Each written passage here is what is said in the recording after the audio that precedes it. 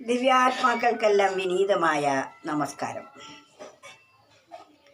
നമ്മുടെ മനസ്സ് ഈ വ്യവഹാര തലത്തിൽ നിന്നും അതിൻ്റെ ഉൽപ്പത്തി സ്ഥാനത്തേക്ക് എത്തിക്കഴിയുമ്പോൾ അവിടെ ചാഞ്ചല്യം എന്ന ഒന്ന് ഇല്ല. അത് നിശ്ചലവും ശുദ്ധവും ശാന്തവുമാകുന്നു. അവിടെ ദുഃഖസ്പർശം ഒട്ടും ഇല്ല. എന്നാൽ വ്യവഹാരതലത്തിലാവട്ടെ അല്പമായ സുഖവും അനൽപമായ ദുഃഖവുമാണ് ഉണ്ടായിക്കൊണ്ടിരിക്കുന്നത്. പലതരത്തിലുള്ള അസ്വസ്ഥതകളും ഇവിടെ ഉണ്ടാവും. എന്നാൽ അവിടെയാകട്ടെ അത്തരത്തിലുള്ള യാതൊരു ദുഃഖാവസ്ഥയും ഉണ്ടാവുകയില്ല. ആ അവസ്ഥയെക്കുറിച്ച് മനസ്സ് തൻ്റെ ഉൽപ്പത്തി സ്ഥാനത്തേക്ക് എത്തുന്ന ആ അവസ്ഥയെക്കുറിച്ച് ഒരു കവി പറയുന്നത് ഇപ്രകാരം: അല്ലലിൻ കല്ലോലമൊന്നും തെല്ലുമില്ലങ്ങ്, എല്ലാം ഉള്ള പോലുള്ളിൻ്റെ ഉള്ളിൽ ഉല്ലസിച്ചിടും. അല്ലലിൻ കല്ലോലമൊന്നും തെല്ലുമില്ലങ്ങ്. അല്ലലിൻ്റെ കല്ലോലം, അല്ലൽ എന്ന് പറഞ്ഞാൽ ദുഃഖം, ദുഃഖത്തിൻ്റെ യാതൊരു സ്പർശവും അവിടെയില്ല. ദുഃഖത്തിൻ്റെതായ യാതൊരു ഇളക്കവും അവിടെയില്ല. അല്ലലിൻ കല്ലോലമൊന്നും തെല്ലുമില്ലങ്ങ്.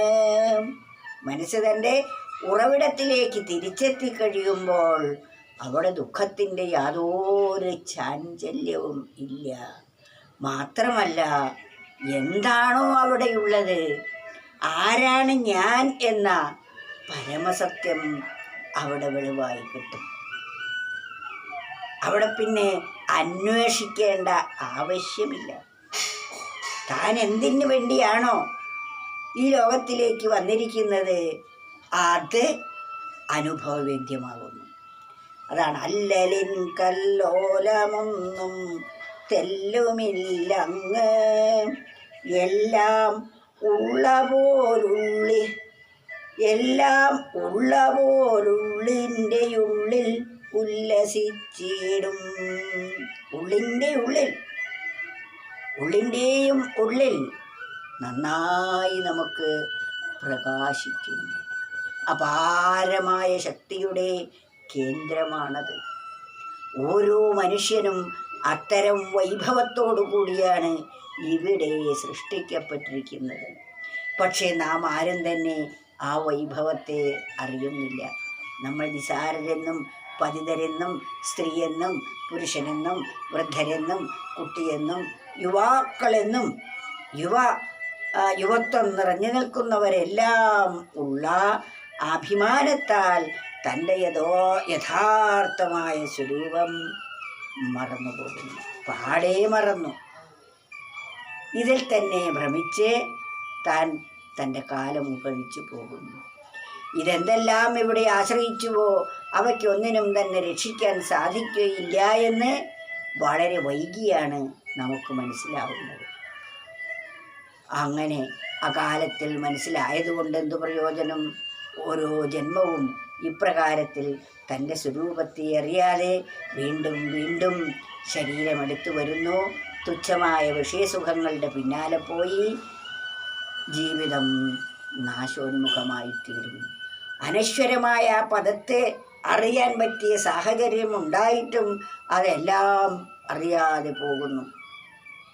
അത് നഷ്ടമായി തോന്നണമെങ്കിൽ ആ പരമപദം എന്തെന്ന് അല്പമെങ്കിലും അനുഭവവേദ്യമാകണം. അതനുഭവിക്കുമ്പോൾ നമുക്കറിയാം നമ്മൾ ഇതുവരെ എത്ര കാലം വ്യർത്ഥമാക്കി കളഞ്ഞു എന്ന്. നമ്മുടെ ജീവിതം ധന്യമായി തീരണമെങ്കിൽ, നമ്മുടെ ജീവിതത്തിൻ്റെ മഹത്തായ വശത്തെക്കുറിച്ച് അറിയണമെങ്കിൽ അല്പമെങ്കിലും നമ്മൾ നമ്മിലേക്കൊന്ന് തിരിഞ്ഞു നോക്കണം. ഈ വിഷയതലത്തിൽ മാത്രം ജീവിച്ച് കാലം കഴിയുമ്പോൾ ശരീരം വാർദ്ധക്യഗ്രസ്തമാകും, ഒന്നിനും പറ്റാതാകും. വൃദ്ധതയിലെത്തിക്കഴിയുമ്പോൾ ഭൂതകാലത്തേക്ക് മാത്രം നോക്കി അയവിറക്കുന്നു. എന്താണ് അതുകൊണ്ട് പ്രയോജനം? ഒന്നും നേടാനാവാതെ പിടിച്ചതും കടിച്ചതുമെല്ലാം നഷ്ടപ്പെട്ടുകൊണ്ടുള്ള ഒരവസ്ഥയിൽ ഈ ശരീരത്തിൽ നിന്നും അന്ത്യശ്വാസം വലിച്ചു പോകുന്നു. ഇതല്ലേ നാം ഇവിടെ കണ്ടുവരുന്നത്? എത്ര വലിയ മാന്യനായ വ്യക്തിയാണെങ്കിലും താൻ ഒന്നിനും പറ്റാത്ത അസ്വതന്ത്രനായ ആ വിധിക്ക് വിധേയനായി